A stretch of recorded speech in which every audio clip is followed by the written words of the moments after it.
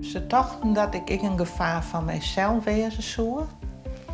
En ik wie natuurlijk een gevaar van de omgeving zou zijn waard, omdat ik mijn man aanvallen weer. Een melding van een persoon met verward gedrag komt meestentijds bij de politie terug. De politie had er de hand vol aan en dit net echt gelukkig mee, want de persoon had meestentijds net een strafbaar feit pleegd. Dus wat moet de politie ermee? Maar goed, hoe moet het oors? Liekt het nou zo? Of ben er heel tijd meer verwarde personen? Meer mensen die het paard even volslaan kwijt binnen? Komt dat omdat wij hudder oordelen als maatschappij? Het zo vier mogelijk bij u zwaai houden willen? Feit is dat 1 op de 4 een psychische stoornis krijgt. En dan? Ik maak deze aflevering met de Rapid Responder. Dat is een soort van ambulance met aan boord mensen van de GGZ. Die riet zo'n oorlog hier bij wijze van proef. En ja, ik vind nou mooi om te zien hoe dat gaat en hoe dat werkt. Best wel spannend, want ik heb geen idee wat we deze zien komen zelfs. Hallo. Hallo. Hey. Hoi. Miranda. Robert, Meekruis. Hi. Hoi. Miranda. Sietse, ketelaar. Hoi. Sietse en Robert rieden tussen 3 uur middags en al voor joens. De Rapid Responder riet hier in Friesland 2 uur op proef. Dit is het tweede uur. In het eerste uur is er 200 keer in actie kwam. Hey. Hey Hans. Hoi. De wachtrondte is in het Jelgerhoes in Leeuwarden en daar zitten ze dicht bij de crisisbeoordelingslocatie. Hier is plak voor mensen die het beoordeeld worden matten, of ze vrijwillig, of in het uiterste geval met dwang acuut geholpen worden matten. Hans het van de jongstdienst. De man work je even bij elkaar. Dan wens ik je een prettige dienst. En jij ook. Gaan we elkaar zien. Veel succes. Hoi. Robert werkt als taxichauffeur bij Kielstra. Hij is vreeg om ik chauffeur te worden op de Rapid Responder. En dat vindt er prachtig om te doen. Wat budgetten kennen voor oren mensen die niet zitten. De busjuchters zijn gevoel mogelijk uit, geen toeters en bellen. Ik had een beetje meer echt een ambulance verwacht. Ja, Qua buitenkant ook. Ja, wij hebben bewust gekozen voor een zwarte bus, omdat het heel prikkelarm is. Ja?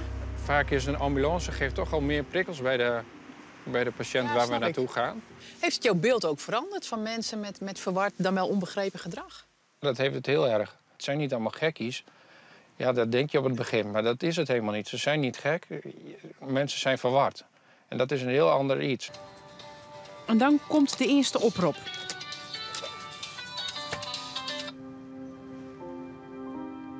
RRGGZ met Robert.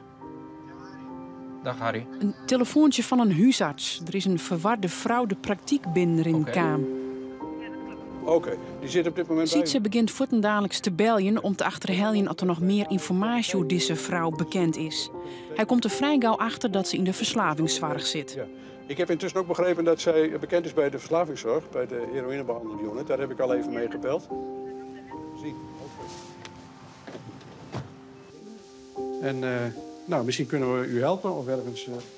Wat kunnen we voor u betekenen? U hebt ergens last van, lijkt het wel. Mensen mogen niet dood. Mensen mogen niet dood. Nee, ik vind dat grappig. Ja. Wie gaat iemand doodmaken dan? Nou, ik vind dat niet grappig. Nee, zeker niet. We hebben... Nee. Ik vertrouw er niet meer. Maar we hebben de indruk dat het op dit moment even niet zo goed is. Zullen we u naar huis brengen? Ja, doe maar. Oké. We gaan u even thuis brengen. Laat me er maar uit. Laat maar. Ik vertrouw het niet. Laat maar. Hallo, goedenavond, Sietse, ketelaar. Ze loopt nu hard weg. Ik weet niet of dit gevaarlijk is en of ik misschien iets moet regelen. Kun je wat vertellen? Ergens snap ik haar misschien ik nog wel dat ze dan, als ze al helemaal in de war is, net maar 2 onbekenden in de bus stapt. Ja. In dat je baanbeelden hebben of... Ja. Het begruttigt mij als haar, ik zeg er voorbij komt. Dat Ja, nee, dat snap ik. helemaal in de... Het is ook een angstig gebeuren. Ze wie al bang. Hè, want ze vertelde dus, ze is haar idee kwijt en ze had stemmen en ze is vervelende dingen in haar. Dus ze wie om te beginnen al bang. En dan komen er 2 vreemde snoeshanen en die nemen haar mee in een zwart busje. Ik snap het wel. Ja. Maar nou, zij is Ja. 18. Ja, ik zal de politie bellen. Ik wil de meldkamer politie weten dat ze nou ergens omstruint.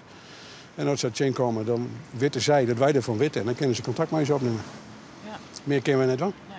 Wat een protte voorkomt is mensen die het een heftig verlies hebben. Dus de man of de vrouw is voordron. En dan gaan ze aan de drank of aan de middelen. En dan rijdt ze zijn spoor kwijt. En een protte mensen die zeggen van ik wil niet langer libben.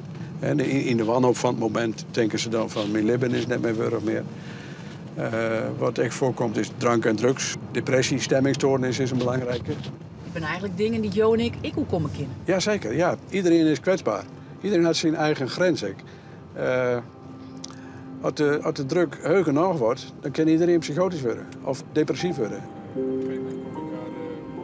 Ik heb die man die te joen, de hele joen met Sietse en Robert de Paardwest. En we kunnen zelfs net alles zien in verband met privacy.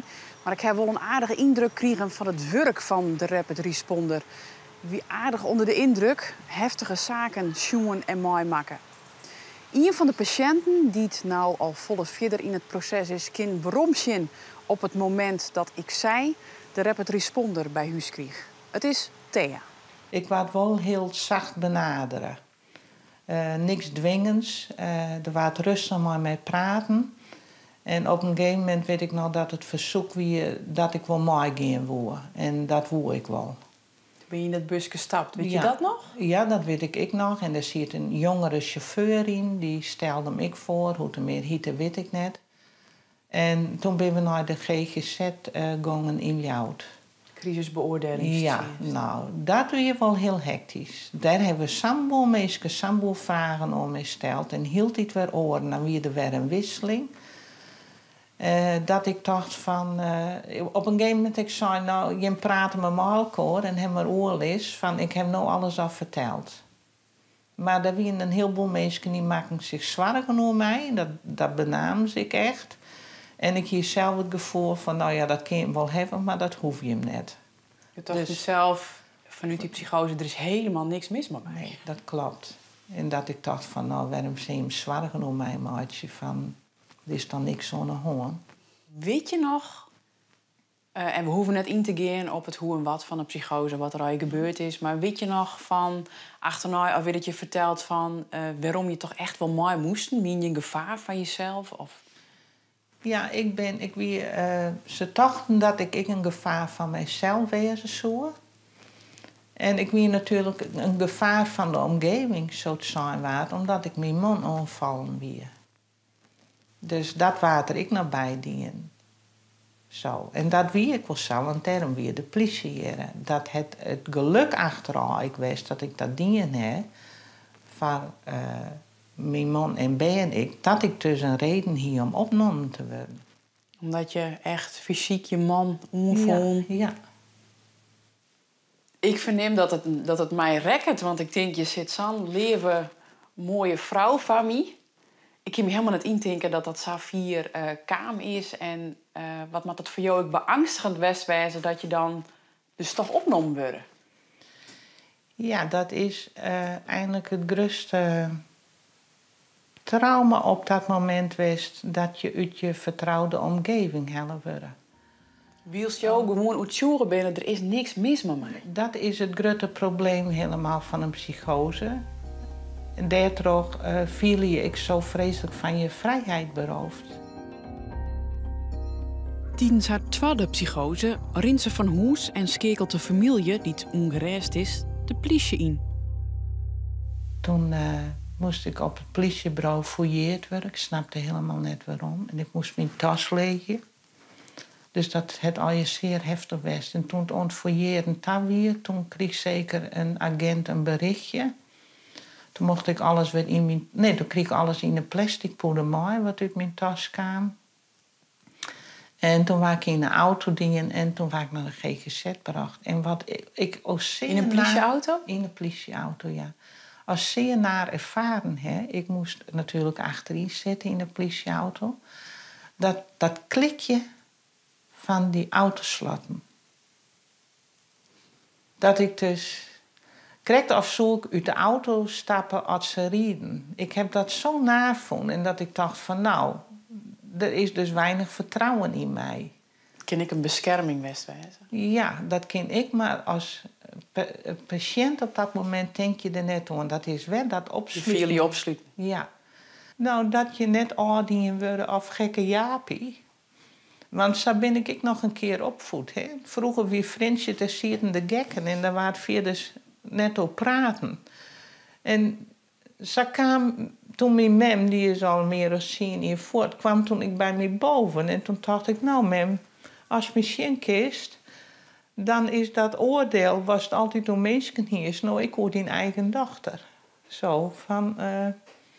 dat je zo voorzichtig wezen moet in je woordenkeuze, dat je mensen dat oordeel er eens aangooien moeten. Van dat je maar mensen te maken hebben die in de warrekken binnen. Mijn mem, Ja, mijn dochters. ja. Dat je beter een uitstekende hoorn van kunnen naaien. Van, goh, was dus ergens op praten of was het een verhaal kwijt of ken ik iets van die betekenis. Want vooral een goede orde, je bent nog in een liefdevolle relatie met je man, hè? Ja, Ja. ja, en mami ben ik. Mooi. Dank u wel. Graag gedaan. De vrouw die het net mooi woe in het buske komt letter weer in beeld bij haar eigen helpverleners. In september dit jaar is de rapid responder 100 keer inzet. De meeste meldings binnen mensen niet al in beeld binnen bij de GGZ. Het bloot net bij een proef. Takom hier gaat de rapid responder naar alle gedachten oer naar Kielstra ambulancevervier. De maatschappij is bot verloren, maar de ziektebeelden op zich en het lijden, zoals iemand zijn ziekte ervaart, dat is nog altijd zoals vroeger. Oor wieken zag ik hoe het nou gaat maar de mensen die zo dapper haar verhaal dienen hebben. En aan de andere kant heb ik extra iets van ja, ik hoef me direct net voor te scannen. Nee. Want ik ga je direct net verkozen om dit te krijgen. Goed zo. Ja. Ja.